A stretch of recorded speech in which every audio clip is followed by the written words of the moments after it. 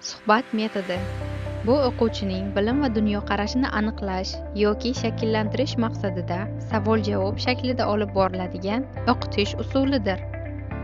Bu metod orqali o'quvchilarning fikrlashi, muloqot madaniyati va faolligi rivojlanadi. Odatda darsning kirish yoki mustahkamlash bosqichida qo'llanadi. Suhbat metodi o'quvchining avvalgi bilimlariga tayanadi va yangi bilimlarni faol muloqot orqali o'zlashtirishga yordam beradi. Suhbat metodini qo'llash ketma-ketligi quyidagilardan iborat.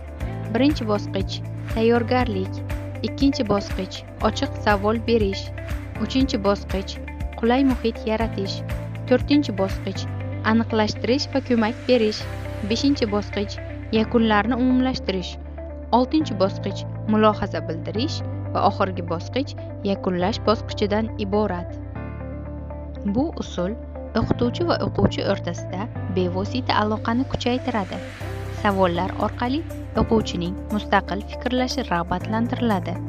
Oson, sodda va tabiiy uslubda olib boriladi. Shu bois boshlang'ich sinflarda keng qo'llaniladi.